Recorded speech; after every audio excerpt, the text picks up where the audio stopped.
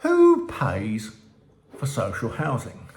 It's not who you think. It's not Andrew or Aina.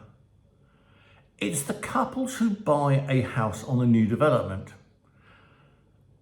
And they mortgage themselves to the eyebrows.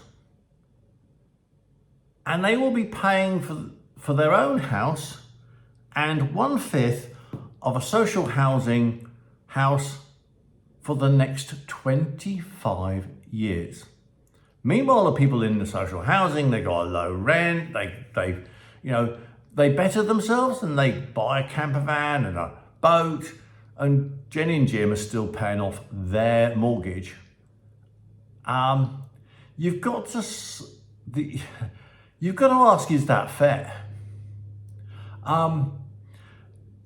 So if you get a council house and you just stay there, you might be on low income when you get the council house, but you might get two £30,000 a year jobs and you're rolling in it and you're still paying £400-500 a month council tax rent.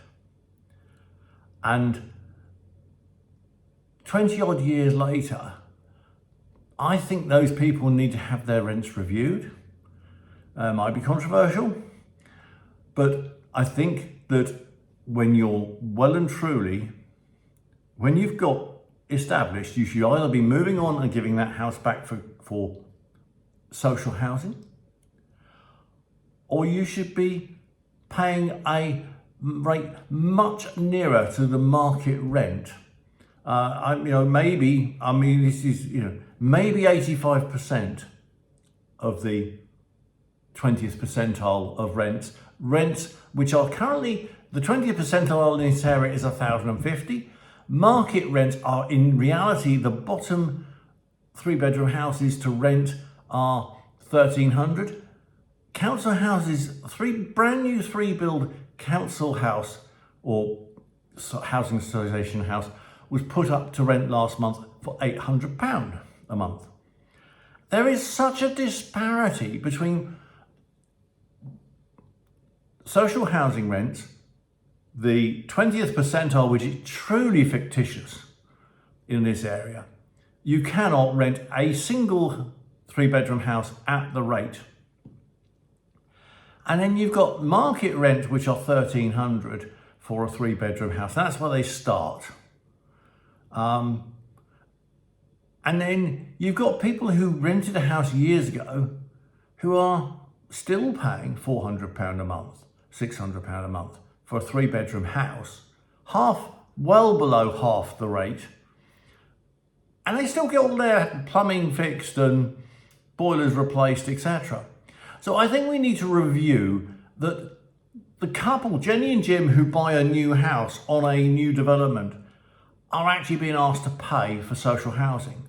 But the people who could afford to pay to help social housing, the people who benefited from a social housing house 10, 15 years ago, they're just living a life of luxury. They're paying low rent. All their boilers are fixed, the plumbing fixed, front doors replaced. And it's time to review social housing. It's time to review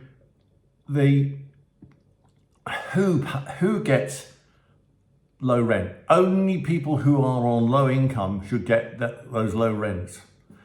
The other thing is there is absolutely no incentive for them to move on and buy their own place because they're on such a fabulous deal. So the 3-bedroom house that they may no longer need anymore, their children have been to university, there's 2 of them rattling around in this bigger house. There's no incentive for them to move to a more appropriate location, or if anything, there's a disincentive for them to move.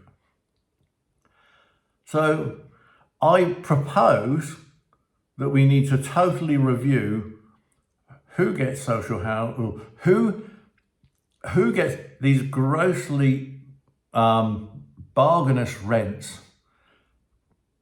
I think maybe social housing should be granted for 5 years and then you have to reapply. let's have a discussion. I'm Tony, Ant News, signing out. Oh, for the record, I own my own home, but I am guarantor on somebody who's paying £1,300 a month that they can't afford.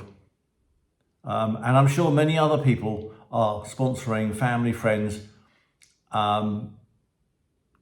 to, they're acting as guarantor on a mortgage, on a rent that is absolutely stupendous. I'm Tony, Ant News, signing out.